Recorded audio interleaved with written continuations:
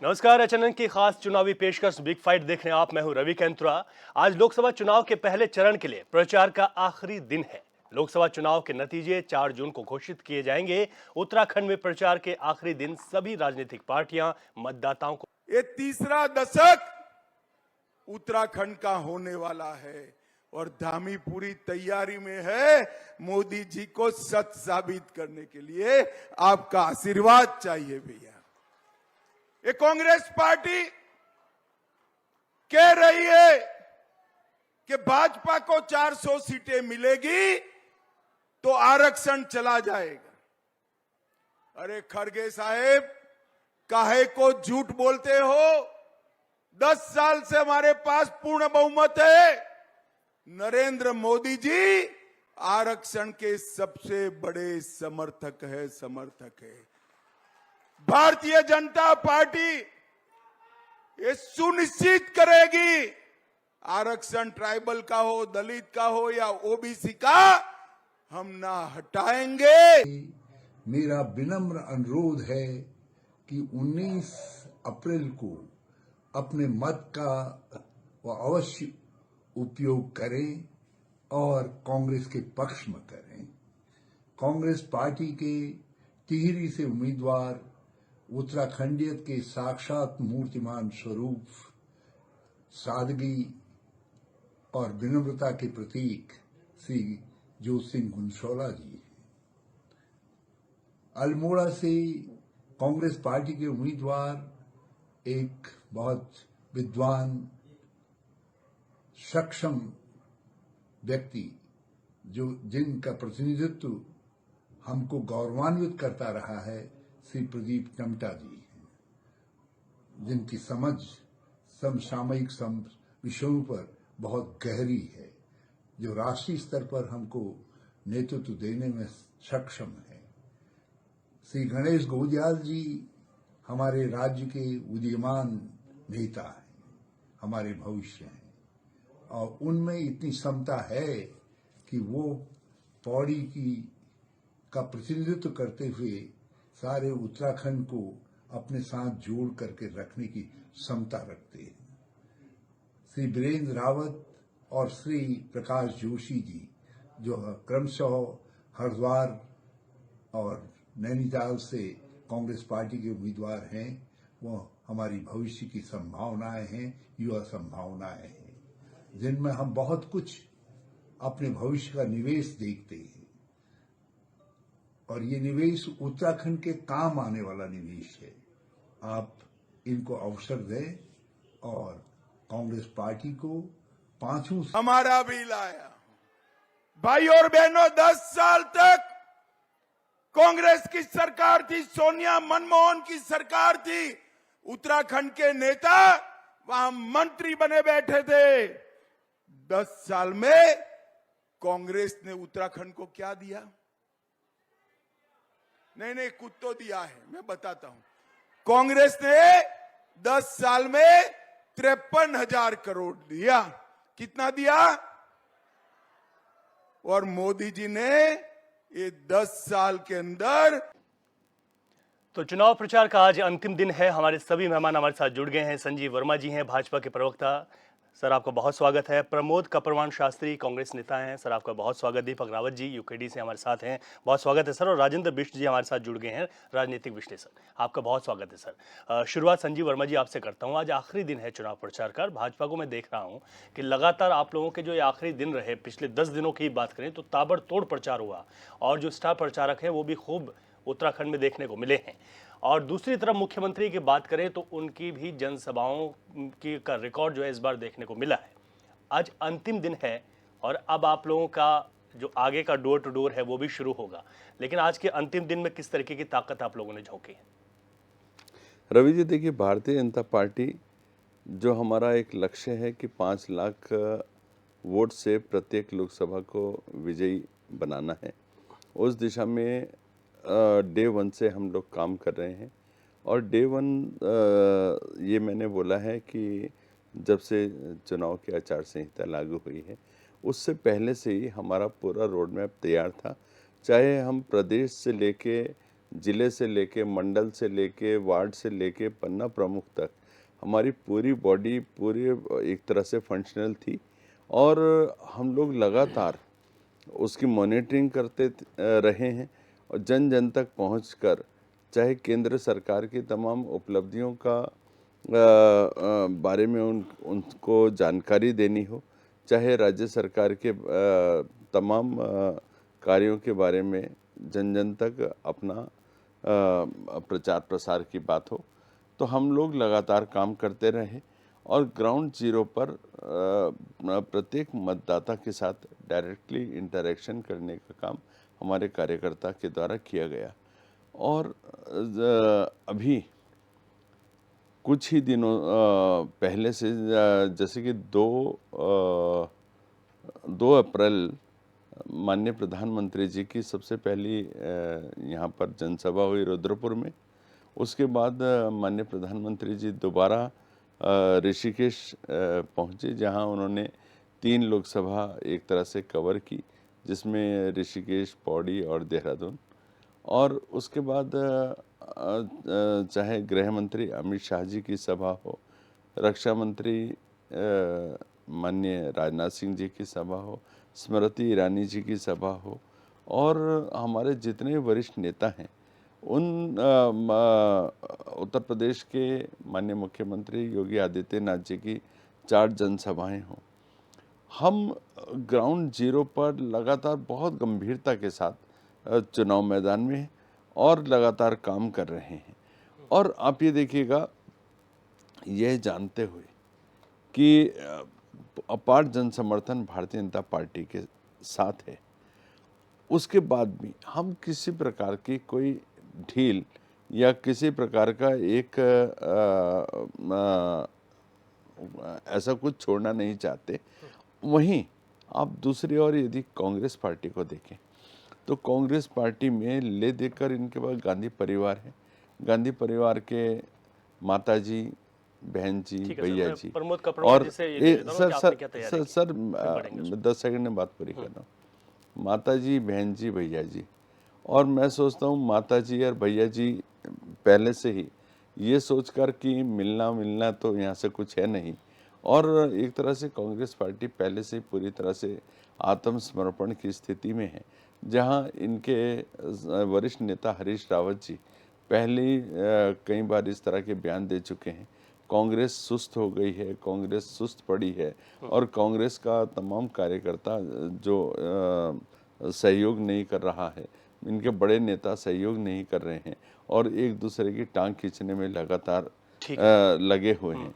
जहां भारतीय जनता पार्टी 5 लाख का जो हमारा लक्ष्य है उसको और अधिक बढ़ाने के लिए हम लोग काम कर रहे हैं, वहीं कांग्रेस पार्टी लगातार जितने भी इनके 5 सीटों पर प्रत्याशी हैं उनकी कैसे न कैसे जमानत बच जाए, केवल इस लड़ाई में ये लोग प्रमोद कपरवान शास्त्री जी, आप की जो तैयारियां हैं उसमें ये देखा गया है कि स्टार प्रचारक के तौर पर प्रियंका गांधी आई, लेकिन भाजपा ने पूरी ताकत झोंकी। हालांकि अंतिम दिन आज है और आप लोग कहां पाते हैं खुद को, पार्टी को?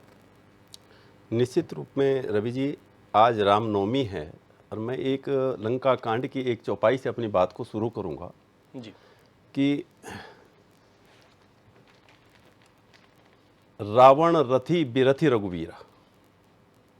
रावण रथ पे थे और भगवान के पास में बिरथ थे।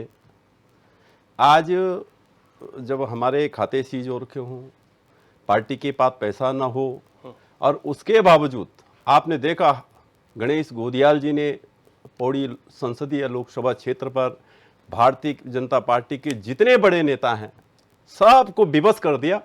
अकेले ने, एक अकेले हमारे प्रत्याशी ने सारी जितनी भारतीय जनता पार्टी की जो केंद्र की टीम है, प्रदेश की टीम है, सबको गिड़गिड़ाना पड़ रहा है। आज मैं देख रहा था जोशीमठ में प्रदेश अध्यक्ष जी को रोना पड़ रहा है। और हरीश रावत जी हमारे वयोवृद्ध नेता हैं, लेकिन देखिए आप कितनी ऊर्जा के साथ में पहले दिन से चुनाव लड़ रहे हैं। हाँ, इतना जरूर है कि बहुत ज़्यादा शोर शराबा करने के लिए कांग्रेस के पास पैसा नहीं है और लेकिन धरातल पे हम बहुत स्ट्रॉन्ग तरीके से हम चुनाव लड़ रहे हैं। ऐसे ही हमारे नैनीताल के प्रत्याशी हैं टिहरी में जोत सिंह जी, आपने देखा बड़े मजबूती के साथ में हम चुनाव लड़ रहे हैं। और मुझे आशा है, विश्वास है कि पांचों की पांचों लोकसभा सीटों पर इस बार कांग्रेस फतेह हासिल करेगी। और जितने मर्जी जोले कर लो, जितनी मर्जी बातें आप कर लो कि कांग्रेस का स्टार प्रचारक, कांग्रेस का कार्यकर्ता, कांग्रेस का की जो लीडरशिप है, निश्चित रूप में बहुत मजबूती के साथ में चुनाव लड़ने का काम कर रही है। और वो भी इस अवस्था में जब कांग्रेस के पास संसाधनों का अभाव हो, कांग्रेस के पास में जो है भाई एक है कि एक सच्ची निष्ठा, और कांग्रेस का जो इस समय दृढ़ इच्छा शक्ति के साथ में कांग्रेस के प्रत्याशी पूरे दमखम के साथ में चुनाव मैदान में ऐसे पार्टी का सामना कर रहे हैं जिनके पास में धन बल, जिनके पास में तमाम तरह की एजेंसियां जिन्होंने हमारे नेताओं के पीछे लगाई हों, और फिर भी हम बहुत मजबूती से चुनाव लड़ रहे हैं।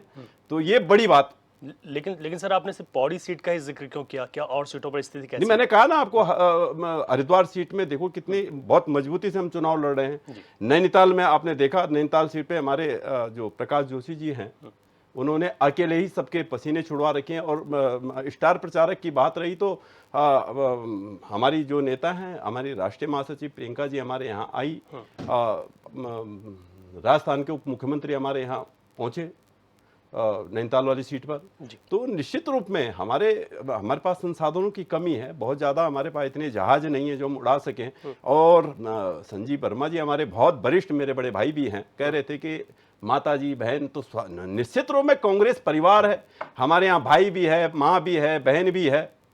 तो निश्चित रूप में हम गौरवान्वित महसूस करते हैं कि हम परिवार के लोग हैं, परिवार में हम आस्था रखते हैं। ठीक है सर, परिवार में हम आस्था रखते हैं। और उन लोगों को जरूर सोचना चाहिए जिन्होंने परिवार का नाम, परिवार जिनको बुरा लगता है, उनको ये सोचना चाहिए। वो बार बार परिवार की बात करते हैं, तो निश्चित रूप में उन्हें ये जरूर सोचना चाहिए कि उनका भी, हम तो ईश्वर से ये प्रार्थना कर रहे हैं कि उनका भी बहुत अच्छा परिवार बने। ठीक है दीपक रावत जी, अब यहाँ पर अगर बात की जाए, क्योंकि अंतिम दिन है, चुनाव प्रचार का जो शोर है वो थम जाएगा, तो ऐसे में आप लोग एक क्षेत्रीय दल के नाते, क्योंकि आप लोग भी हमेशा इस बात का कहते हैं कि संसाधनों के उतने आपके पास नहीं है जितने नेशनल पार्टियों के पास है, लेकिन आप कैसे लोगों के बीच में हैं? देखिए रवि जी, निश्चित रूप से संसाधनों की कमी का अभाव चुनाव में हमें दिखता है और उसका प्रभाव भी पड़ता है। लेकिन इससे हमारे जो बाहुबल है या जो हमारी लड़ने की क्षमता है या जो हमारा दृढ़ निश्चय है कि यहाँ पर इस क्या के जो लोकल इशू हैं उनको एक मंच पे लाना, या जो चुनाव के जो जितने भी हथकंडे होते हैं उसमें अपने आप को स्थापित करना, ये सारी चीज़ें हम लोग करने की कोशिश कर रहे हैं। और निश्चित रूप से प्रभाव पड़ता है, क्योंकि जिस हिसाब से आज की डेट में चाहे भारतीय जनता पार्टी हो या कांग्रेस हो, दोनों राष्ट्रीय पार्टियां हैं, और जिस तरीके से वो इलेक्शन लड़ती हैं, मैनेजमेंट के रूप में ले लें या कार्यकर्ताओं के रूप में ले लें या संगठन या बाहुबल के रूप में ले लें या धनबल के रूप में ले लें, जिस तरीके से वो प्रभावित करती हैं इलेक्शनों को, उस तरीके से अगर आप नजर देखेंगे, तुलना करेंगे तो उत्तराखंड क्रांति दल या और भी जो निर्दलीय लोग हैं जो चुनाव लड़ रहे हैं लोकसभा का, उनको थोड़ा सा आपको रहेगा। लेकिन उनके अंदर जो जज्बा है, जो लड़ने का हो या अपनी बात रखने का हो या मुद्दों को रखने का हो, मुद्दों पे टिकने का हो, ये दिखाता है कि हम आज भी इस राज्य के बनने से पूर्व भी और राज्य के बनने के बाद भी लगातार उन मुद्दों पे ही संघर्ष कर रहे हैं और उन मुद्दों को ही केंद्र में लाने हैं। और हमें बहुत खुशी हुई है कि 2024 के इलेक्शन में हम जो स्थानीय मुद्दे थे उन्हें चर्चा करने में हम लाए, उन पे चर्चा करने पे हमने राष्ट्रीय पार्टियों को विवश करा। और कुछ समय बाद जब राष्ट्रीय मुद्दे थे ना हावी होकर, उत्तराखंड में इस बार हमने देखा है कि स्थानीय मुद्दे पे ही चुनाव लड़ा जा रहा है और स्थानीय मुद्दों पे ही जनता हो या विभिन्न राष्ट्रीय पार्टियों के साथ प्रचारक हो, वो स्थानीय मुद्दों पर ही तवज्जो दे रहे हैं, उन पे उनका निवारण करने की बात कर रहे हैं। यही हमारी बहुत बड़ी जीत है। और हम निश्चित रूप से आगामी आने वाले 2024 के जो 19 तारीख का जो मतदान होगा, उसमें जब लोग जाएंगे तो हमें पूरी उम्मीद है जनता से कि जिन उम्मीदों को लेकर, जिन मुद्दों को लेकर हम लोग जनता के बीच गए हैं, जनता हमें जरूर अपना आशीर्वाद देगी। ठीक है संजीव वर्मा जी, अभी चुनाव के अंतिम दौर ही चल रहा था कि हमने देखा कि कल महेंद्र भट्ट के आंसू छलक जाते हैं बोलते बोलते। अभी मैं कांग्रेस के जो नेता हैं प्रमोद कपरवाण शास्त्री जी, वो भी ये कह रहे थे कि वहाँ पर आप लोग उस सीट पर कमजोर हैं, इस वजह से वो रो गए। अब आप बताइए कि उनके रोने के पीछे की वजह क्या थी? और इस भावुकता की वजह क्या थी? संजीव जी। रवि जी देखिए, जोशीमठ माननीय प्रदेश अध्यक्ष जी का अपना कार्य क्षेत्र रहा है, और एक जो भावनात्मक लगाव होता है, वो भावनात्मक लगाव जब अपने लोगों के बीच आदमी जाता है तो कई विषयों के ऊपर एक आदमी भावुक भी हो जाता है, उनके बारे में सोचकर, उनके बारे में बोलकर या उनसे मिलकर। तो ये जो एक भावनात्मक लगाव, भावनात्मक जुड़ाव होता है, तो उसको लेकर माननीय प्रदेश अध्यक्ष जी के वहाँ पर भावुक हुए। और देखिए, मैं आपसे बताना चाहता हूँ, जिस समय जोशीमठ में आपदा का वो दौर था, उस समय माननीय प्रदेश अध्यक्ष जी लगातार जोशीमठ के आपदा पीड़ितों की मदद के लिए, उनके लिए पुनर्वास पैक के लिए, उनकी तमाम तरीके से, चाहे उनका पुनर्वास हो, उनके लिए क्या व्यवस्थाएं करवानी है, रहने की, खाने की, क्योंकि सर्दी का समय था उस समय, और उनको रुकने के लिए क्या व्यवस्था करनी है, वैकल्पिक व्यवस्थाएं क्या करनी है, उनके रोजगार के बारे में क्या व्यवस्थाएं सरकारें कर सकती हैं, चाहे केंद्र की सरकार के पैकेज की बात हो, चाहे राज्य सरकार की बात हो, वो लगातार उनके लिए जूझते रहे, लगातार काम करते रहे, और राज्य सरकार के माध्यम से भी और केंद्र सरकार के माध्यम से भी एक शानदार पैकेज लाने में वो कामयाब रहे। लेकिन सर, कांग्रेस ये कह रही है कि आप लोग कमजोर हैं वहाँ पे, इस वजह से भावुक हो गए हो, सर अपील करते हैं। रवि जी देखिए, कांग्रेस पार्टी भावनाओं को क्या जाने, ये इटली वाले हैं। इटली में तो ना माँ, ना भाई, ना बहन, क्योंकि वहाँ रिश्तों की कोई कदर तो होती नहीं। रिश्तों की कदर सीखनी हो तो भारत से सीखनी चाहिए। मैं तो सोचता हूँ जिस दिन आप लोग भी भावनात्मक रूप से कहीं थोड़ा सा भी, लेश मात्र भी, यदि आपके अंदर कोई भावनात्मक जुड़ाव किसी से होगा, तो वो एक अच्छा क्षण होगा। ठीक है सर, लेकिन इस आप बात को आगे बढ़ाएंगे। हमारे साथ राजेंद्र मिश्र जी से। रवि जी, बात पूरी होने दीजिए प्लीज। देखिए, आप हर चीज में हास परिहास करने की आपको आदत बन गई है। आप लोग हर चीज के अंदर राजनीति करते हैं, और उस समय, जिस समय आपको जोशीमठ के मुद्दे को लेकर जनता के बीच जाना था, और वहाँ की बात को लेकर आपको विधानसभा में अपनी बात को रखनी चाहिए थी। आप लोग विधानसभा में तो मूक रहे, बिल्कुल गौण रहे, चाहे आपके नेता प्रतिपक्ष की बात हो, चाहे किसी की भी बात हो, और सड़कों के ऊपर आप लोग शोर मचाते रहे। तो अब जो बात एक उचित प्लेटफॉर्म पे बोलनी चाहिए, वो वहां पर बोलनी चाहिए, और उसका वहीं पे लाभ भी होता है। लेकिन आप कभी भी चाहते नहीं किसी भी मुद्दे का कोई हल हो, कोई सर्वमान्य हल निकले। आप लोग हर चीज के ऊपर एक राजनीति का एक लबादा ओढ़ के अपनी बात को रखते हैं, और हर चीज में आप लोग राजनीति आपका करते कहना है हैं। कि वो भावनाएं थी जो कल देखा गया है। बिल्कुल।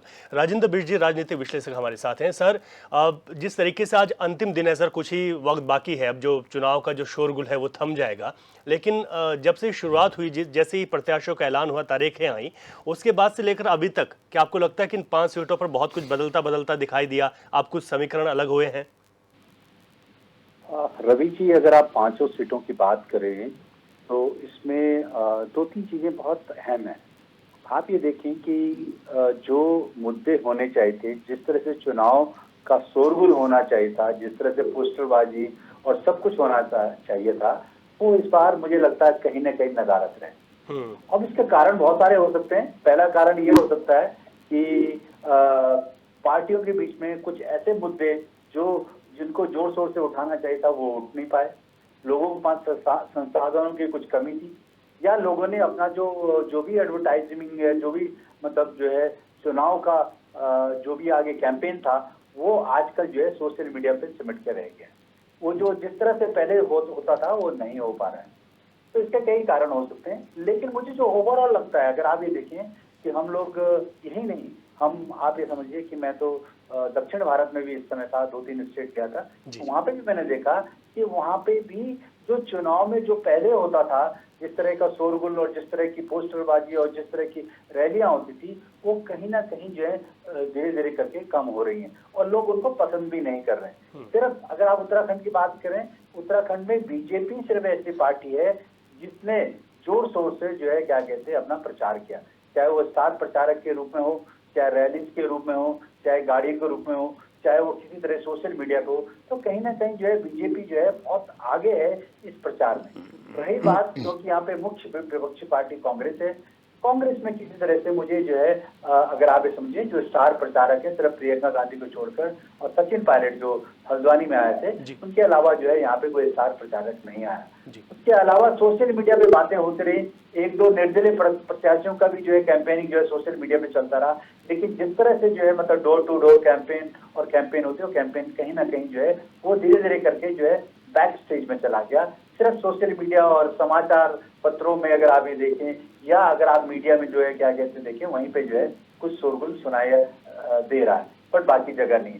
तो मेरे कहने का मतलब ये है कि अब क्योंकि चुनाव नजदीक हैं, लोगों ने डिसाइड कर लिया है हमें किसी को वोट देना है, इसलिए मुझे लगता है कि लोग बहुत ज्यादा जो है उसमें भी नहीं आ रहे हैं। और आप कांग्रेस की तरफ से तो मैं स्पेशली कहूँ कि जैसे जो बहुत बड़े कद्दावर नेता हैं जैसे हरीश रावत जी, वो सिर्फ हरिद्वार सीट में ही उलझ के रह गए, बाकी सीटों पे वो जिस तरह से उनको कैंपेनिंग करनी चाहिए थी वो नहीं कर पाए। बाकी जैसे प्रीतम सिंह जी हैं और बहुत सारे जो मतलब अपने प्रदेश के बहुत बड़े बड़े नेता हैं, वो कहीं ना कहीं जो मुझे लगता है कि वो एक क्षेत्र विशेष से ही सीमित रहे, आगे नहीं गए। तो अब मुझे लगता है कि लोगों ने डिसाइड कर लिया है, जनमानस ने जो है डिसाइड कर लिया हमें किसे वोट देना है, किस तरह करना है, और तो ये रिजल्ट ही बताएगा। और ये देखते हैं कि किस तरह, मुझे तो इस बार ये भी लग रहा है कि वोटिंग परसेंटेज जो है पिछली बार 2019 के मामले से कहीं कम न रह जाए। तो बहुत सारी जो है आंकड़े हमें जो है मिलेंगे 19 तारीख के बाद वोटिंग परसेंटेज में, उसके बाद थोड़ा थोड़ा हमें पता लगेगा कि क्यों ऐसा हुआ और इससे क्या कारण। ठीक है सर, ठीक है। बिल्कुल कई महत्वपूर्ण चीज़ें आपने बताई हैं कि इसमें सोशल मीडिया बड़ा फैक्टर है कि जहां पर चुनाव हो रहा है शोरगुल से जनता दूर है और डिसाइड कर चुकी है कि किसको वोट देना है। प्रमोद कपरवान शास्त्री जी, अभी संजीव वर्मा जी ने आपके सवाल का जवाब दिया था, उसी को मैं आगे बढ़ाता हूं क्योंकि एक बात और है ना, जैसे कि आप लोगों के जो स्टार प्रचारकों की सूची तो जारी हुई, उसमें अगर बात की जाए तो एक तो जब चुनाव की शुरुआत हुई तो आपके तमाम लोग भाजपा में चले गए, उसके बावजूद भी यहाँ पर आप लोगों ने कहा था कि राहुल गांधी आएंगे, लेकिन वो नहीं आए। आप लोगों ने और बड़े नेताओं की बात की थी, खरगे जी की बात आपने की थी कि राष्ट्रीय अध्यक्ष आपके आएंगे, वो भी नहीं आ पाए। जो स्थानीय आपके बड़े नेता हैं उसमें हरीश रावत जी की अगर बात की जाए तो वो हरिद्वार सीट पर ही ज़्यादा देखे गए, जो प्रीतम सिंह हैं वो अपने ही क्षेत्र में ज़्यादा देखे गए। तो ऐसे में आप लोगों को नहीं लगता कि जहाँ एक तरफ भाजपा इतना चुनाव प्रचार में जुटी हुई है, प्रधानमंत्री नरेंद्र मोदी 2 बार आ गए, यहाँ पर योगी आदित्यनाथ आ गए, तमाम जो उनके स्टार प्रचारक हैं वो यहाँ पर पहुंचे हैं, उसका असर जनता पर पड़ता है, तो इसमें आप लोग क्यों पीछे रह गए? देखिए रवि जी, निश्चित रूप में मैंने आपसे कहा कि पार्टी ज़मीन पे मजबूती से लड़ रही है और स्टार प्रचारकों का ना आने का कारण ये नहीं है कि हमारे पास कोई बहुत बड़ी दिक्कत थी, लेकिन हमारे जैसे हरीश रावत हमारे कद्दावर नेता हैं जिन्होंने पूरा हरिद्वार को अकेले अपने बलबूते पे संभाल रखा है। ऐसे ही प्रीतम सिंह जी ने हमारी टिहरी सीट पे पूरी मजबूती के साथ वो लड़ रहे हैं। बहुत ज़्यादा हम टेंट जो लगाने का काम है, बहुत ज़्यादा कुर्सी बिछाने का काम, वो भला ही हम ना कर पाए हों, लेकिन चुनाव बहुत मजबूती के साथ कांग्रेस इस बार लड़ रही है। और हमारा जो पार्टी का कार्यकर्ता है, नेता हमारा भला ही भाग गया हो, आपको मैं बताना चाहता हूँ, नेता भला ही हमारे चले गए हो, नेताओं की हमारी कोई मजबूरी रही होगी जो वो चले गए, लेकिन कार्यकर्ता हमारा बहुत मजबूती के साथ में, मैं तो ये कहता हूँ कि और चुनावों से भी बहुत मजबूती से कार्यकर्ता जो है डोर टू डोर कन्वेंसिंग पे लगा हुआ है। प्रत्याशी के चुनाव चिन्ह को बांटने का काम हो या प्रत्याशी की जो भावनाएं हैं उसको डोर टू डोर पहुंचाने का काम हम कर रहे हैं। वर्मा जी ने निश्चित रूप में कहा, इटली का जिक्र किया, मुझे बुरा नहीं लगा, क्योंकि हमारी राष्ट्रीय अध्यक्षा श्रीमती सोनिया गांधी जी महिला हैं और भारतीय जनता पार्टी महिलाओं का जिस तरह सम्मान करती है वो तो पूरा देश जानता है। तो इसलिए आपने जिसे कहा कि भाई इटली के हैं वो क्या जाने, तो मुझे वो बुरा नहीं लगा कि आपकी तो ये जो आपका आप जो है आपकी प्रिविलेजी जो है वो महिलाओं का अपमान करने पर है। अभी आपने कहा अभी आप मातृ शक्ति बिल को आपने 35 सालों तक लटकाए रखा। आपने जो है इसीलिए आपने महिला बिल को 30 सालों आपने 35 साल कहा तक लटकाए जोशीमठ के लिए रखा। आपने कहा जोशीमठ में आपने कहा कि उनकी भावनाएं आहत हुई, वो भावनाएं अपने क्षेत्र में गए तब जाने रोने लगे। संजीव जी, जब जो है जोशीमठ के लोग खून के आंसू रो रहे थे तब आपके प्रदेश अध्यक्ष भारतीय जनता पार्टी के मुख्यालय में कह रहे थे कि तो मवादी हैं। ये तमाम चैनलों पे आपने देखा। अरे उन्होंने झूठ बोलते कहा कि ये मवादी हैं। आप झूठ बोलते अरे आप झूठ बोलते चैनलों में आप झूठ बोलते हैं। आज जब जो है आप झूठ बोलते नकार रहे हैं, आप झूठ बोलते हैं। आप लोग जो भड़का रहे थे, आप लोग जो वहां पर भड़का रहे थे लोगों को, आप लोग जो भ्रम का एक वातावरण पैदा कर इसलिए रहे थे, मैं आपसे ये जरूर कहना चाहता हूं झूठ बोल रहे लोग थे। मन बना चुके हैं कि जुमलेबाजी को देश से समाप्त करना है, जुमलेबाजी को उत्तराखंड से उखाड़ फेंकना है। इसलिए आप ये चिंता न करिए कि हमारा स्टार प्रचारक खड़गे जी आए, 2022 में जो आपका हमारी हुआ था प्रियंका जी आई, 2024 में होने वाला है। प्रियंका जी आई और प्रियंका जी ने एक लाइन में बिल्कुल अपनी बात निश्चित रहिए। रखी है। वो अब जो प्रियंका है गांधी जो बोलती उत्तराखंड थी का लड़की मतदाता हूँ, लड़ सकती हूँ, अपने 40% रोजगार के लिए महिलाओं को मतदान करेगा, अधिकार देने की अपने बात बच्चे को जो बोलने है वाली, नौकरी दिलाने के लिए 40% महिलाओं बच्चे को को सुंदर अधिकार देने वाली। स्कूलों में प्रवेश दिलाने के लिए मतदान आप बताइए, 28 जुमलेबाजी का सीटें समय बनती थी, गया वर्मा 40% जी। ठीक है सर, एक एक करके 28 सीटें बनती थी, कितनों को आपने महिलाओं को टिकट दिया? ये 28 सीटों के हिसाब से अरे अगर हम टिकट नहीं दे पाए तो कम से कम जो है आपने 5 महिलाओं को टिकट दिया महिलाओं का विधानसभा अपमान तो नहीं कर में, रहे हैं। उसमें भी एक टिकट छीनकर आपके हरीश रावत जी स्वयं लड़े।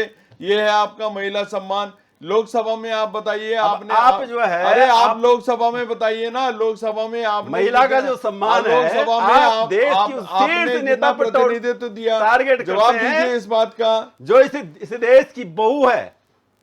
और मैं आपको एक बात और बता दूं, हमारे यहां बहुएं बाहर से ही आती हैं, बाहर से ही उनको ब्याह करके लाया जाता है। ये हमारी यहां परंपरा भी है। ठीक है। तो इसलिए वर्मा जी, मैं आपसे कहना चाहता हूं कि अध्यक्ष जी घड़ियाली आंसू जो है वहां जोशीमठ में रो रहे थे, आप स्टूडियो में करेंगे। ठीक है, हम बहुत ज्यादा स्टार प्रचारक हमारे नहीं आ पाए और बहुत ज्यादा हम कुर्सियां नहीं बिछा पाए, बहुत ज्यादा जो है यही नहीं हरीश हो पाया। रावत जी हैं, लेकिन जो अभी मैं पंचायत आपको के बताऊं, चुनाव हो हमारा रहे थे, कार्यकर्ता डोर पंचायत टू डोर के जा चुनाव हो करके रहे थे, उसने और जो है ये भी- कन्विंसिंग करने का काम किया। ये भी आंसू और से रो रहे थे, उत्तराखंड का जो ये भी मतदाता है आंसू वो से रो रहे रोजगार थे को कि हरिद्वार का पंचायत रोजगार के लिए चुनाव हो रहा मतदान है करने के लिए तैयार और बैठा मुझसे है। ठीक है कोई सर, ठीक पूछा है। नहीं जा जी, रहा है, मुझसे कोई राय नहीं ली जा रही है। अरे कांग्रेस लोकतांत्रिक पार्टी है, अरे कांग्रेस में लोकतांत्रिक बोलने पार्टी की क्षमता है। लोकतांत्रिक मैं भी- पार्टी है, लोकतांत्रिक पार्टी है। इसीलिए भारतीय जनता पार्टी में कोई कुछ बोल के देखे, बाहर का रास्ता निकल जाएगा। इसीलिए सीधे। चौराहे पे हम आप लोकतांत्रिक इसीलिए चौराहे पे आपके तमाशा सारी लोकतांत्रिक जनता पार्टी देखती के है। लोग हैं, विकेंद्रीकरण में भरोसा ठीक है, रखते ठीक है, हैं, ठीक इसलिए है। हमारी पार्टी दीपक को रावत जी, बोलने की दीपक आजादी रावत है। जी। हरीश रावत जी हमारे शीर्ष नेता हैं, दीपक रावत जी। उन्होंने कुछ कहा है तो निश्चित रूप में उनके बात का कुछ वजन है। ठीक है प्रमोद जी। दीपक रावत जी, लोकतांत्रिक पार्टी है, इसीलिए आप जनरल विपिन रावत को गली का गुंडा बोलेंगे। ठीक है दीपक रावत जी, बोलिए, ठीक है सर, ये ठीक है है। आपका ठीक है, लोकतंत्र, दीपक रावत जी को ये लोकतंत्र है बोलने आपका। दीजिए। इसीलिए जनरल बिपिन रावत की बात भारतीय जनता पार्टी को कतई नहीं करनी चाहिए, पत्थरबाजों के हाथ में क्योंकि पत्थर भारतीय पकड़ाएंगे, जनता पार्टी कश्मीर आज के तक ये बच्चों के साबित हाथ नहीं में कर पाई पत्थर कि बिपिन पकड़ाएंगे रावत का आप। जो ये हमारे आपका बिपिन रावत जी लोकतंत्र। का जो उनका जो हेलीकॉप्टर क्रैश हुआ कैसे हुआ। ठीक है, अब मैं दीपक रावत जी के पास जा रहा इसलिए हूं। जो ठीक है है सर, ठीक है, ठीक है, शहीदों ठीक है, पर ठीक है, शहीदों प्रमोद जी। पर बहुत ज्यादा मैं कह राजनीतिकरण करना अरे ज्यादा से- अच्छा नहीं है। सेना के देखिए सर्जिकल स्ट्राइक पर देखिए तो प्रश्न आप बिपिन लोग रावत उठाते हैं। हमारे आप सिरमौर लोग उठाते हैं, हैं। सिरमौर ही रहेंगे हमेशा। ठीक है सर, दीपक रावत जी, अभी अब चुनाव के अंतिम दौर पर हम पहुंच गए हैं, मैं आगे बढ़ रहा हूं। अगर बात की जाए 3 सीटों पर आपके प्रत्याशी और टिहरी से बॉबी पवार को ये कहा जा रहा है क्योंकि 2 सीटें हॉट सीट हैं, पौड़ी और टिहरी पर अगर देखा जाए, और हरिद्वार भी, उसमें हम मान सकते हैं कि इस तरीके के समीकरण हैं। तो आप लोगों के अब अंतिम दौर में अपने जिनको आपने समर्थन दिया उस प्रत्याशी का चुनाव आप कहाँ पाते हैं? देखिए, निश्चित रूप से इस पूरे 2024 के इलेक्शन में जितने भी उम्मीदवार हैं, चाहे वो भारतीय जनता पार्टी के हों, कांग्रेस के हों, निर्दलीय हों और या यूकेडी के हों, अगर कोई एक जो उम्मीदवार है जो लगातार जिस दिन से उसने अपना नॉमिनेशन भरा है और आज तक जब आप हम उससे सवाल कर रहे हैं, अपना इलेक्शन लगातार उठा के ला रहा है, लगातार वो राष्ट्रीय पार्टियों की नाक में उसने दम कर रखा है, तो वो बॉबी पवार है। बॉबी पवार ने जिस तरीके से इलेक्शन को बहुत साधारण तरीके से लड़ा, घर घर जाके अपने लिए वोट मांगे, और जिस तरीके से उसका मैनेजमेंट है, सारे मैनेजमेंट युवा मैनेजमेंट उसका कर रखा है।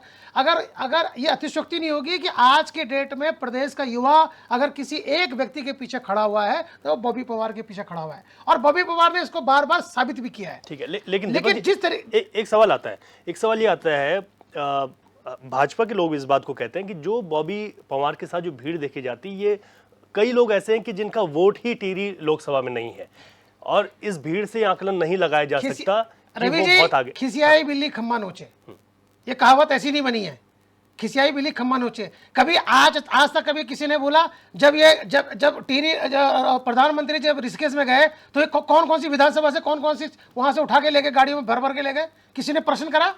किसी ने पूछा इनसे कि इनके पीछे जो लोग चलते हैं वो पर्टिकुलर संसदीय सीट के है कि नहीं है? दूसरे पर प्रश्न कैसे कर सकते हैं? लेकिन क्योंकि खिसियाई बिल्ली है, खम्मा नोचेगी। वो तो उसे पता है कि वो लगातार अपना संघर्ष करते हुए आ रहा है, वो युवा है, वो इस प्रदेश का युवा है, वो परिवर्तन का सूचक है, इस राजनीतिक सूचक है वो। यदि वो व्यक्ति जीत के आता है तो इस प्रदेश में एक नया परिवर्तन जो आ रहा है उसका सूचक का केंद्र है वो। आज पूरा केंद्र, क्या कारण है कि सारे चर्चाओं में बॉबी पवार है? क्योंकि बॉबी पवार वो व्यक्ति है जिसका दम भारतीय जनता पार्टी भरती है ना, कि हमने नकल विरोधी कानून लाए। इनकी किस एजेंसी ने नकल विरोधी कानून में पकड़ा किसको? इनकी किस एजेंसी ने किसी पेपर लीक वाले को खबर दी? ये बॉबी पवार था जिसने आईटीआई लगा के ये प्रश्न करा कि ये पेपर लीक हुआ है।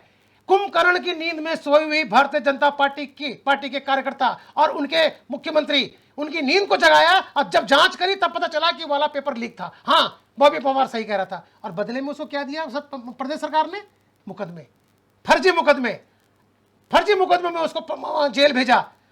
तो क्या आप अगर कोई व्यक्ति अगर कहीं पर कोई घटनाक्रम हो रहा हो, कोई आपराधिक घटना घट रही हो, या कोई किसी तरीके का उसको पता हो, जानकारी हो किसी गलत चीज की, तो आप उसको मतलब उसमें मुकदमा कर देंगे?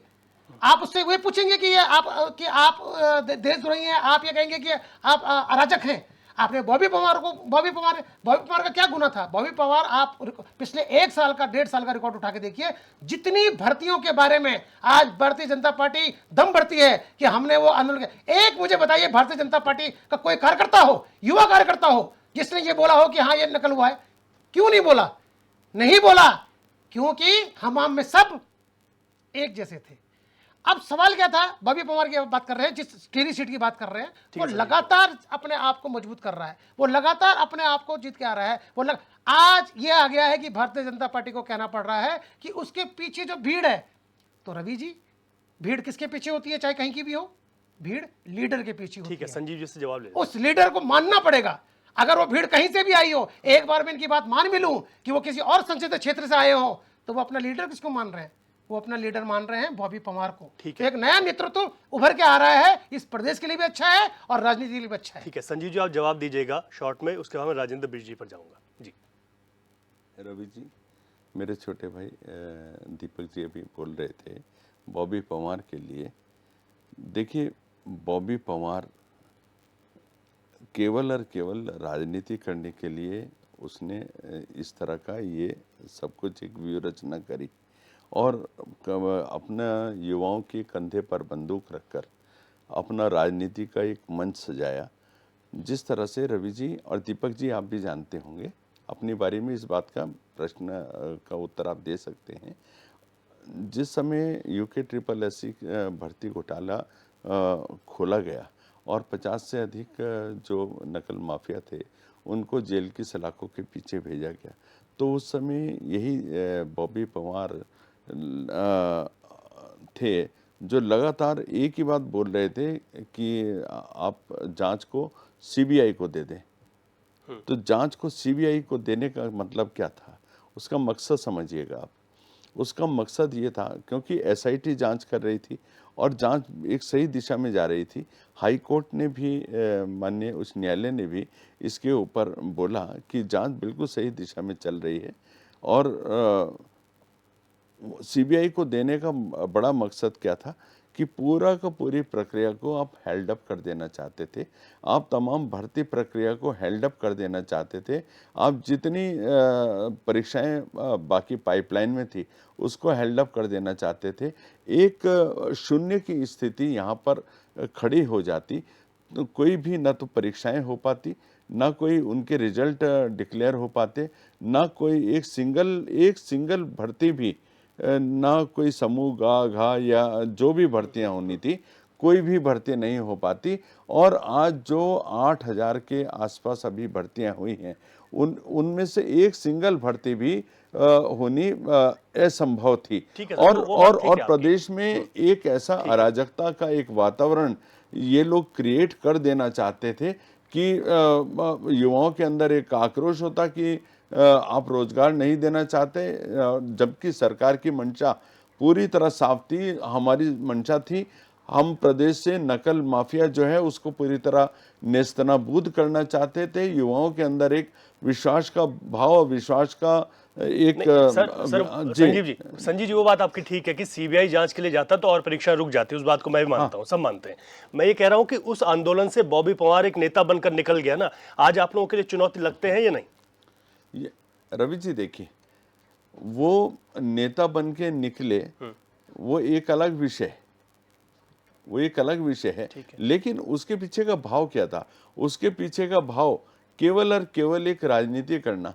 आप एक समय में बोलते थे बेरोजगार युवा, और बेरोजगार युवा को कौन व्यक्ति उसको फंडिंग कर रहे थे, कौन व्यक्ति उसके तमाम चीज़ों का रख रखाव का और उसके खर्चे उठा रहे थे, उस चीज़ को ऊपर भी जाना चाहिए। ऐसे कौन से दल थे जो जिनका वो टूल किट के रूप में वो एक टूल बना हुआ था। और मैं सोचता हूँ सरकार को एक तरह से बदनाम करने के उद्देश्य से, सरकार को डिफेम करने के उद्देश्य से वो लगातार काम कर रहे थे। और मैं सोचता हूँ ये आप ये देखिए, हमारी राज्य सरकार माननीय पुष्कर सिंह धामी जी की सरकार जो नकल विरोधी कानून हम लोग लेकर आए हैं, उसने अपने आप में युवाओं के अंदर एक कितना आत्मविश्वास जागृत किया है। आज जो प्रतिभावान हमारे युवा हैं, जो वो एक युवा 3-3, 4-4 परीक्षाओं में उत्तीर्ण हो रहे हैं, जो उन परीक्षाओं में एक तरह से अधिकारी थे और जिनका एक तरह से फल पूरी तरह से नकल माफिया ग्रस्त कर जा रहे थे। तो उनको कितनी बड़ी राहत देने का काम हमारी सरकार के द्वारा किया गया। ठीक है दीपक तो जी, मैं सोचता हूँ इस चीज को अप्रिशिएट करना चाहिए। ठीक है दीपक जी, शॉर्ट में बताएगा, मैं फिर राजेंद्र बिष्ट जी पर जाऊँ। देखिए, दो चीज़ें देखिए आप किस तरीके से जनता का बेवकूफ़ बनाने के लिए भारतीय जनता पार्टी और भारतीय जनता के प्रवक्ता लगातार एक चीज़ कह रहे हैं। क्या राजनीति करने का अधिकार सिर्फ भारतीय जनता पार्टी के युवाओं को है? बिल्कुल नहीं, सबको है। क्या युवाओं को है? अगर एक युवा, और ये किस किताब में लिखा है कि बेरोजगार संघ का कोई अध्यक्ष हो वो राजनीति नहीं कर सकता? किस किताब में लिखा? किस राजनीतिक किताब में लिखा? किस संविधान में मना कर रखा है? आप किस तरह के आरोप लगा रहे हैं उस पर? अगर वो एक चर्चित चेहरा बन गया है, संजीव सुनिए, अगर वो एक चर्चित चेहरा इस प्रदेश का बन गया है, एक युवाओं का चेहरा बन रहा है, तो उसमें सबसे ज्यादा हाथ अगर किसी का है तो वर्तमान राज्य सरकार का है, जिसने फर्जी मुकदमे में उसको जेल भेजा। ठीक है, राजेंद्र बिष्ट जी पर चलते हैं। और आप नेता बनाने वाले आप हैं। अब अगर आपने आज उसे नेता बना दिया और जनता उसके पीछे कतारबद्ध तरीके खड़ी हो रखी है और उसके पीछे चलना चाहती है, तो अब आपको लग रहा है कि वो उसके पीछे कोई और दल है। राजनीति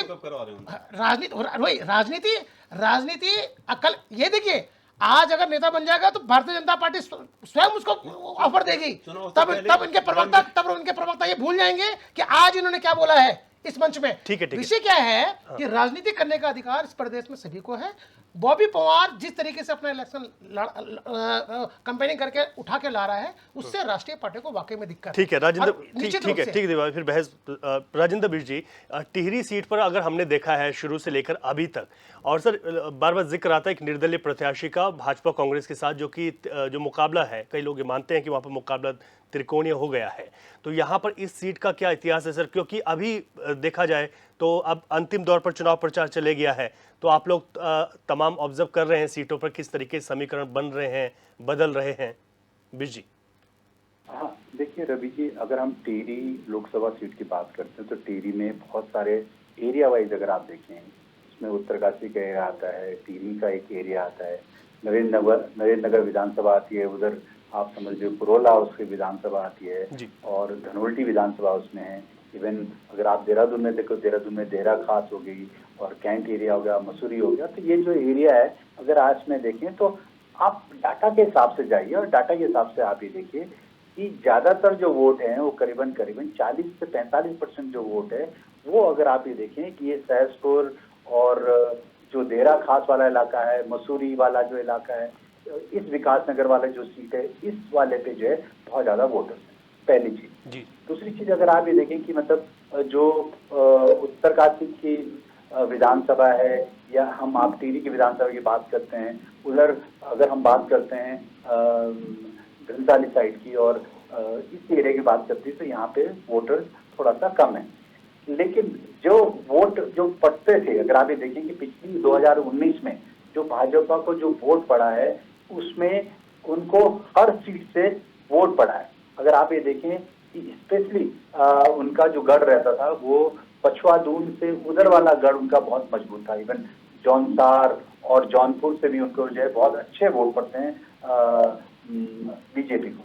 लेकिन अभी हुआ क्या है कि क्योंकि वो एक जौनपुर इलाके के एक प्रभाग से बॉबी पंवार आते हैं, और आप ये देखें कि युवाओं के बीच में वो चर्चित हैं, हमें मान रहे हैं कि वो चर्चित हैं। उनके पीछे खासकर युवा जो है, उनके पीछे जो है उनके पीछे भीड़ है, सब कुछ है, वो उसको वोट भी दे रहे हैं, उनका सोशल मीडिया पे कैंपेनिंग भी है, और उनका जो है घर घर में वो बात है। लेकिन हमें ये समझना पड़ेगा कि अगर जब वो जो मत प्रतिशत है वो कितना जो है मेल और फीमेल में बढ़ जाएगा, पहली चीज। मुझे जो लग रहा है कि इस बार जो है फीमेल का जो मत प्रतिशत है, या जो लेडीज का जो है वो ज्यादा पड़ेगा इस बार मेल से ज्यादा। और अगर वो ज्यादा पड़ता है तो नेचुरली वो कहीं ना कहीं फीमेल जो प्रतिशत है वो बीजेपी की तरफ उसका झुकाव ज्यादा है। जहां तक बात ये रही है कि उस एरिया में आप देखें जोत सिंह जो गुंजोला जी हैं, वो भी कहीं ना कहीं जो मसूरी वाले इलाके से, सकूड़ वाले इलाके उस साइड से आते हैं, तो उनका भी वोट प्रतिशत वहां बढ़ सकता है। तो ओवरऑल अगर हम इसको देखें, जहां तक शहर की बात करें, शहर में बीजेपी का मत प्रतिशत डेफिनेटली ज्यादा है। और जहां तक कांग्रेस की बात है, कांग्रेस का मत प्रतिशत जो है अभी, क्योंकि उनका भी मत प्रतिशत जो है यहाँ पे बहुत ज्यादा रहता है, जो अगर आप ये देखें। लेकिन क्या इन मत प्रतिशतों के बीच में बॉबी पंवार कुछ वोट काट पाते हैं या नहीं काट पाते हैं, ये देखना होगा। जहां तक निर्दलीय प्रत्याशी की बात, देखिए आप क्या होता है कि जब भी निर्दलीय प्रत्याशी कोई लड़ते हैं तो उनको जो है डबल मेहनत या 3 गुना मेहनत करनी पड़ती है नेशनल पार्टी से, क्योंकि उनके ऊपर जो मतलब उनके जो पार्टी के कैडर के वोट हैं या जो उनको फॉलोवर्स हैं, उनके वोट उनको नहीं पड़ेंगे। तो उस चीज में जो है क्या कहते हैं, मतों का विभाजन हो जाता है। और अगर आप ये देखें तो मेरे हिसाब से जो रेशियो है वो कहीं ना कहीं 35, 25 इस तरह से जो है बढ़ के जाता है। तो निर्दलीय प्रत्याशी को अगर जीतना है तो उसको कम से कम 3 गुना ज्यादा जो है मतलब वोटों का रुझान होना चाहिए। तो बाद में देखने को मिलेगा कि किस तरह से हम वो बात 19 तारीख के शाम को हम देखेंगे मत प्रतिशत किसका कितना ज्यादा है, लेडीज का मत प्रतिशत कितना पड़ा है, तब देखेंगे। लेकिन डेफिनेटली ऐसा नहीं है कि बॉबी पंवार अपने आप को उस त्रिकोण जो मतलब कैंपेनिंग है उसमें अपने आप को मजबूत जो है दावेदारी पेश कर रहे हैं। लेकिन वो कितना जो मत प्रतिशत उनको जो है जाता है दूसरे कैडर का, या क्या वो कांग्रेस के वोट काटते हैं, क्या वो बीजेपी के वोट काटते हैं, ये समय देखना होगा। वही जो है उनको दिशा देगा कि क्या वो लोकसभा का चुनाव जीतते हैं या नहीं जीतते। जी बिल्कुल, ये जो है अपने आप में देखने के लिए और दिलचस्प होगा टिहरी सीट पे ये मुकाबला। दिलचस्प होगा, बिल्कुल ठीक है सर आपने। प्रमोद जी, अभी जब आप लोग शुरुआत से लगातार ये कह रहे थे कि आपके जो स्टार प्रचारक है वो यहाँ पर आएंगे और अभी वक्त बाकी है, मैंने देखा कि तमाम जो पिछली डिबेटें थी उसमें ये हुआ कि अभी तो 7 दिन बाकी हैं आएंगे, लेकिन उसके बावजूद भी हमको 2 ही स्टार प्रचारक आपके यहाँ पर देखने को मिले। खैर, आप लोगों ने फिर कहा कि आपके जो प्रत्याशी हैं वो स्टार प्रचारक है, जनता आपके लिए स्टार प्रचारक है, लेकिन किसी भी चुनाव में पूरी ताकत झोंकती हुई कांग्रेस दिखाई नहीं दी इस बार, ऐसा क्यों? नहीं, निश्चित रूप में कांग्रेस, मैं नहीं समझ पा रहा हूँ कि आपको कैसे नहीं दिख रही है, लेकिन कांग्रेस का जो कार्यकर्ता है वो डोर टू डोर जा करके 2 बार प्रधानमंत्री यहाँ पर आ गए, रुद्रपुर में आए, फिर ऋषिकेश के आईडीपीएल से उन्होंने 3 लोकसभाओं को साधने की कोशिश की, उसके बाद यहाँ पर अमित शाह यहाँ आए, यहाँ पर राजनाथ सिंह आए, योगी आदित्यनाथ यहाँ पर आए।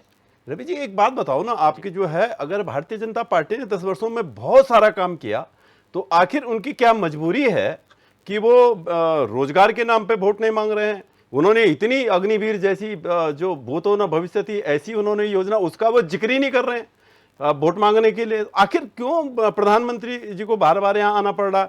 यहाँ जो हमारे हरिद्वार सीट के जो प्रत्याशी हैं वो स्वयं ही हम पूर्व मुख्यमंत्री रहे, अपने नाम पर देखो, मोदी जी के नाम पर देश के अंदर अगर पूरब से लेके पश्चिम तक सारे लोग अगर मोदी जी के नाम पर ही वोट मांगेंगे, क्या मोदी जी इस क्षेत्र का विकास करने आएंगे यहाँ? क्या नहीं, भाजपा तो भाई मोदी जी ठीक के है, नाम मैंने पर तो ही आपसे मांग कहा रही कि है। हमारे पास संसाधन नहीं है। मैंने आपको शुरू में भी कहा कि भाजपा तो मोदी जी के नाम पे मांग रहे हैं, कांग्रेस के पास में संसाधन नहीं है। बड़े नेता आते तो तभी तो आप भी जवाब दे पाते नहीं तो ना। आई नहीं, हमारी प्रियंका जी हमारी नेता आई हैं और लोग क्या क्यों नाम, हैं? सर राहुल सचिन गांधी, पायलट पिछले जी, चुनाव में तो राहुल गांधी आए थे श्रीनगर जब मनीष खंडूर लड़ रहे सचिन थे। पायलट जी हमारे बागी नेता है, कैंपेन में राजस्थान आए के बागी नेता। तो निश्चित रूप में बागी तो अब आप तो बागी बनाने वाले तो आपकी पार्टी है ही, तो उसमें क्या।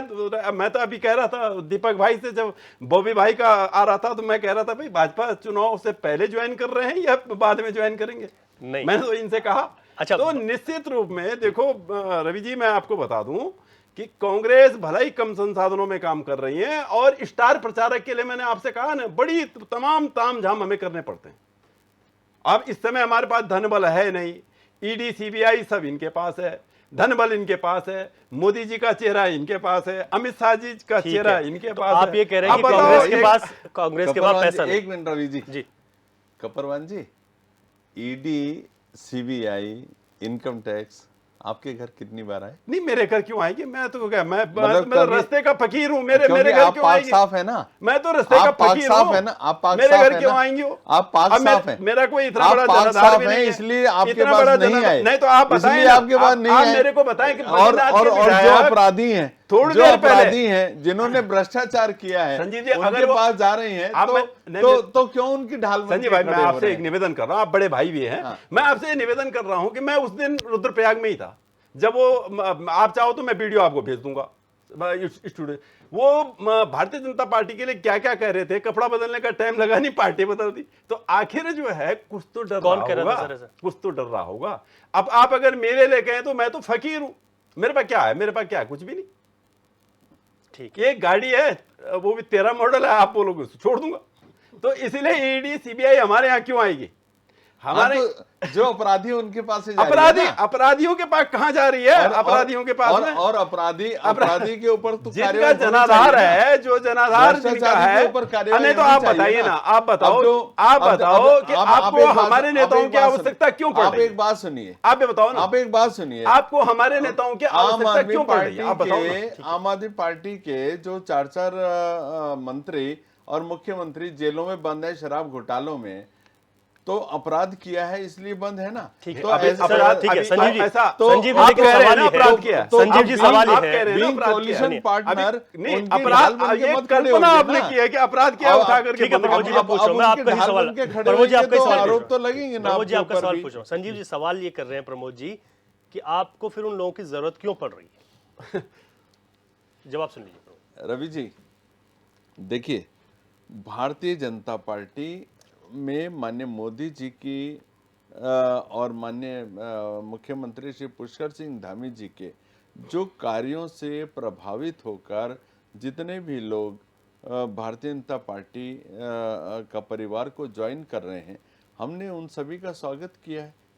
हमने उनका सभी का स्वागत किया है और उन्होंने कहा कि हम अभी तक दिशा भ्रम थे, हमारे को ये बोलो ना, टिकट भी तो दिया है, स्वागत है, स्वागत।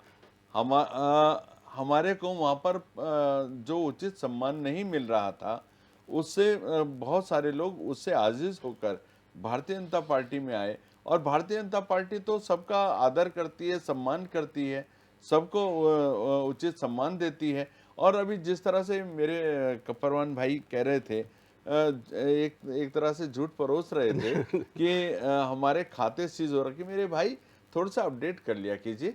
देखिए, खाते कोई सीज नहीं हुए थे। खाते सीज करने की बात बहुत समय तक आप लोग कैमरे के सामने बोलते रहे, लेकिन सुप्रीम कोर्ट में भी और आईटी विभाग के द्वारा भी पूरी तरह स्पष्ट कर दिया गया, जो 115 करोड़ रुपए की आपकी आईटी की देनदारी है, वो पहले ये हो रहा था कि तो वो जून के बाद ले लेते ना। पहले ये हो रहा था कि 115 करोड़ को छोड़कर शेष धन आप अपना यूज कर सकते हैं, लेकिन बाद में उसको भी उसके ऊपर भी ये बात हुई कि आप हम जो 115 करोड़ आपके रुका रहे थे, उस 115 करोड़ को भी हम जुलाई के बाद ही कंसीडर लेकिन सर, करेंगे। प्रमोद जी तो वही बात कह रहे हैं ना तो अभी कि पैसा नहीं थे, इस वजह से नहीं आ पाए हमारे स्टाफ प्रचारक। सर पैसे की दिक्कत। सर बात पैसे की नहीं है, उनको ये दिखाई दे रहा है कि यहाँ इस समय हमारा कुछ बचा नहीं है, कुछ फिर आने की जरूरत भी नहीं है। आने के मतदाता बैठा है, तैयार बैठा है। आप मतदाता भारतीय जनता पार्टी को हरिद्वार से पार करने के लिए तैयार बैठा हुआ है।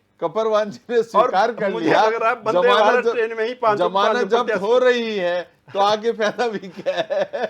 इसलिए जमानत जब्त हो रही है तो आगे फायदा भी क्या ठीक है? एक छोटा सा कमेंट में दीपक रावत जी से ले लेता हूँ। दीपक जी, अब सुन रहे हैं आरोप प्रत्यारोप तो लग ही रहे हैं, लेकिन अब चुनावी शोर भी थम जाएगा और उसके बाद अब आप लोग, क्योंकि ये देखा आपने कहा कि बड़े संसाधन नहीं है, लेकिन अब वो वक्त वो वाला आ गया है जब डोर टू डोर कैंपेन होगा, तो आप लोग कैसे अब आगे बढ़ेंगे? देखिए, हम तो पहले से ही डोर टू डोर कैंपेन कर रहे हैं। जिस तरह का प्रचार भारतीय जनता पार्टी और कांग्रेस कर रही है संसाधनों की कमी की वजह से, हम पहले से ही इसमें लगे हुए हैं और हमारे सारे कर्ता डोर टू डोर जाके जो पार्टी की नीतियां हैं और पार्टी के जो मुद्दे हैं उनको जनता के बीच ले जा रही है। और हमें पूरा विश्वास है कि 19 तारीख को जब मतदाता घर से निकलेगा तो वो उत्तराखंड क्रांति दल के जो मुद्दे हैं उनको ध्यान में रखकर, अपने भविष्य को ध्यान में रखकर और अपने बच्चों के भविष्य का ध्यान में रखकर जरूर उत्तराखंड क्रांति दल और उनके जितने समर्थक जो उम्मीदवार है उन्हें वोट देगा। ठीक है सर, बहुत बहुत शुक्रिया। मैं अब क्योंकि समय आगे बढ़ने की इजाज़त नहीं दे रहा है, संजीव जी, प्रमोद जी, दीपक जी और राजेंद्र बिष्ट जी, आप सब लोग चर्चा में जुड़े और बहुत स्वस्थ चर्चा आप सब ने की, एक दूसरे की बात सुनी और मुस्कुराते हुए तमाम यहाँ पर बातें हुई। ये बहुत अच्छी बात है क्योंकि कभी कभार थोड़ा सा माहौल गर्म भी हो जाता है। तो अब चुनाव के अंतिम दौर में जो प्रचार है वो चुनावी शोर अब कुछ ही थोड़ा सा ही वक्त बाकी है, उसके बाद थम जाएगा, लेकिन जनता ने यानी कि आप लोगों ने अपना मन बना लिया है कि किसको इस बार अपना नेता चुनना है। तो हम तो यही कहेंगे कि 19 तारीख को अधिक से अधिक संख्या में मतदान करने ज़रूर पहुंचें, ताकि 4 तारीख को जो नेता हो वो यहाँ के काम करने वाला, अच्छी सोच वाला, पहाड़ को समझने वाला हो। फिलहाल इजाज़त दीजिए।